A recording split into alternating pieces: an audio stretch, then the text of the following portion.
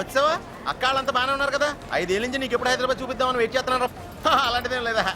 ఈ మధ్యన ఏ పని మీద వచ్చినా ఇంకో పని చేయడం అలవాటు అయిపోయిందిరా. రీసెంట్ గా మనం బోకర్ అయిపోయాంలే. Excuse me, broker. బోకర్ అంటే ఆ టైప్ కదే బాబు. నువ్వు వెళ్ళి పని చూడు. రిజర్వేషన్ పేపర్ ఇచ్చి ఎదవా.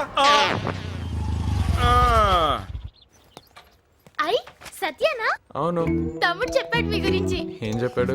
వైజాగ్ నుంచి చిన్న తమ్ముడు వస్తున్నాడు, ఎప్పుడంటే అప్పుడు సినిమాలకి షాపింగ్ కి తీసుకెళ్తాడని.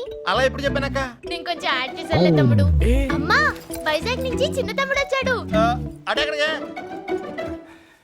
ఇంట్లో అంతా బాగున్నారా బాబు? బాగున్నారండి. అయ్యో నామతి మండ, ప్రయాణంలో అబ్బాయి ఎప్పుడు తిన్నాడో ఏమో. తినడానికి అన్న చేసుకొస్తానండి బాబు. అంటే అంత రిస్క్ వద్దు, డ్రాప్ అయిపోండి. ఏంటి మామయ్య ఏదో విషయం పెట్టేసినట్టు అరుస్తావు? విషమైనా పర్లేదురా, ఓ దెబ్బ చచ్చిపోతాం. ఇంకా పవర్ఫుల్. ఊరుకు అబ్బాయి, ఎప్పుడైనా ఒకసారి అలా జరుగుతూ ఉంటుంది. ఆహా, ఒకసారి అలా జరిగిందా? అంకుల్ మొదలెట్టండి. ఆ, నానా పెళ్లి చూపుల మ్యాటర్. ఓ అదా.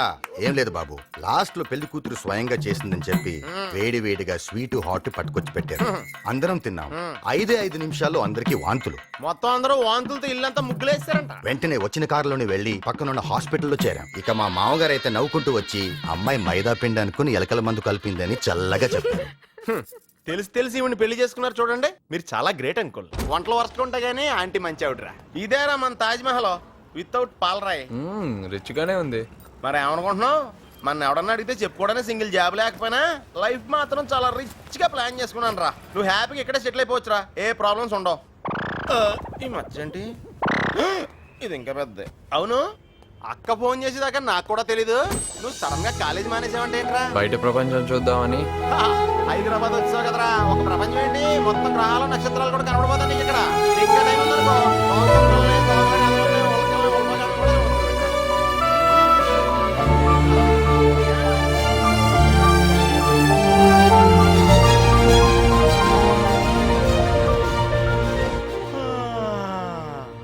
ఆహా, ఈ నేచురల్ ఎయిర్ మిస్ అవ్వకూడదని ఏసీ మిషన్ పక్కోడికి ఇచ్చాను రా.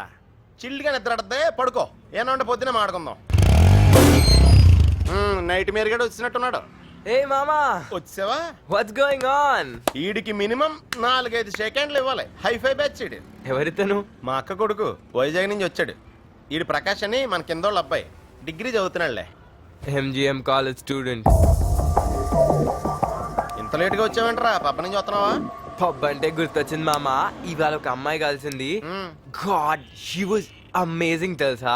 సిటీ కాలేజ్ అబ్బాయి ఒకడు వచ్చి నాతో కాంపిటీషన్ ట్రై చేశాడు. ఆడిది సిటీ కాలేజ్ కదా అని సిటీలో ఉన్న అమ్మాయిలంతా ఆడి పడిపోర్రా. నీలా టాలెంట్ ఉండాలి కదరా. మీ వాడేంటి మాట్లాడలేదు? నిన్ను చూస్తే నాకే ఈర్ష్గా ఉంది. ఏంటి బాస్, నువ్వేమంటావు? మోమాటమా? మీ వైజాగ్లో అందరు ఎంతేనా? ఏ ఊర్లో అయినా సిగరెట్ తాగేవాడు ఎక్కువ మాట్లాడతాడు. సిగరెట్ తాగేవాడు కంటే గంజాయి తాగేవాడు ఇంకెక్కువ మాట్లాడతాడు. గంజాయి ఏంట్రా? నువ్వు తాగిది గంజాయా? అంటే నాకు అలవాట్లేదు. ఆ విక్కీ గారు టేస్ట్ చూడమంటేను. ఓకే బాస్, లేట్ అవుతుంది, నేను వెళ్తాను. మిమ్మల్ని డిస్టర్బ్ చేసినందుకు సారీ. ఇన్నాళ్ళ నుంచి గంజాకి వెళ్తున్నాడు అన్న విషయం నాకు కూడా తెలియదురా బాబు. నువ్వు ఇచ్చిన షాక్ కాడు మామూలుగా భయపడలేదు. వాడేం భయపడట్లేదు. భయపడపోవడం ఏంట్రా? వాళ్ళ పేరెంట్స్కి ఎక్కడ చెప్పేస్తామో అని తెగ శివరైపోతుంటేనే. నువ్వు ఈ మ్యాటర్ వాళ్ళకి చెప్తావా? ఆడంత భయపడుతుంటే ఎందుకు చెప్తాను రా. అందుకే ఆడు భయం నటిస్తున్నాడు. ఆడు భయపడే స్టేజ్లో లేడు, భయం నటించే స్టేజ్లో ఉన్నాడు.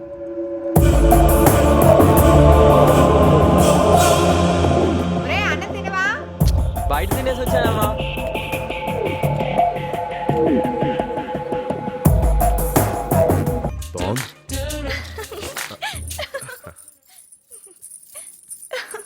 పెళ్ళై 5 ఏళ్ళయింది. వీళ్ళ తంతేంటో అర్థం కాదు. ఎంత ఉండే లాభం? ఆ స్టూడెంట్స్ వల్ల కేఫ్ నడపడం కూడా కష్టం అవుతుంది. ఏమైంది? ఆ రౌడీ స్టూడెంట్స్ మధ్య మళ్ళీ గొడవ.